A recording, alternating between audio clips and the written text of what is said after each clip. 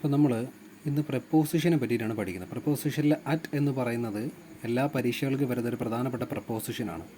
അപ്പോൾ നമ്മളിത് എവിടെയാണ് എഴുതുന്നത്? ഇത് കുറച്ച് നിയമങ്ങളുണ്ട് ഇതിന്. നമ്മൾ അറ്റ് എഴുതുന്നതിന് എവിടെയൊക്കെയാണ് എന്നുള്ളതിന്. ഒന്ന്, നമ്മൾ ഈ എക്സാക്റ്റ് ടൈമിനെ പറ്റി പ്രതിപാദിക്കുന്ന സ്ഥലങ്ങളിൽ നമ്മൾ ഉപയോഗിക്കുന്ന ഒരു പ്രപ്പോസിഷനാണ് എന്തെന്ന് പറയുന്നത്, നമ്മൾ അറ്റ് എന്ന് പറയുന്നത്. എക്സാക്റ്റ് ടൈം ആയിരിക്കും അവിടെ പറയുന്നത്. അപ്പോൾ ഇവിടെ പറഞ്ഞിട്ടുണ്ട് the train leaves the station at 12:30 PM. ഇവിടെ ഒരു സമയത്തിനകമെന്നല്ല പറഞ്ഞിരിക്കുന്നത്, കൃത്യമായ ഒരു ടൈമാണ് പറഞ്ഞിരിക്കുന്നത്. കൃത്യതയോട് കൂടിയിട്ട്, അതായത് കൃത്യം 12:30 തന്നെ ട്രെയിൻ എന്ത് ചെയ്യും, ആ പ്ലാറ്റ്ഫോമിൽ നിന്നും ലീവ് ചെയ്യുമെന്ന് പറഞ്ഞിരിക്കുന്നു. അതൊരു എക്സാമ്പിളാണ്. അപ്പോൾ എക്സാക്റ്റ് ടൈമിനെ പറ്റി പ്രതിപാദിക്കുന്ന സ്ഥലങ്ങളിൽ നമുക്ക് അറ്റ് ഉപയോഗിക്കാവുന്നതാണ്.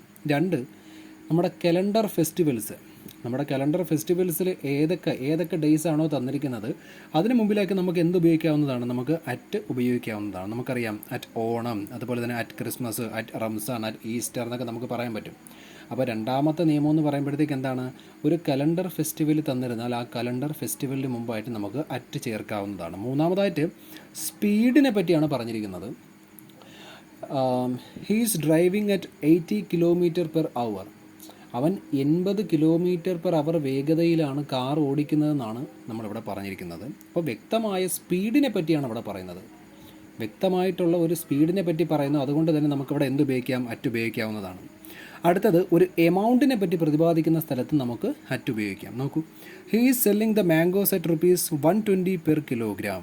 120 per kilogram. അപ്പോൾ വ്യക്തമായിട്ടുള്ളൊരു എമൗണ്ടാണ് പറഞ്ഞിരിക്കുന്നത്.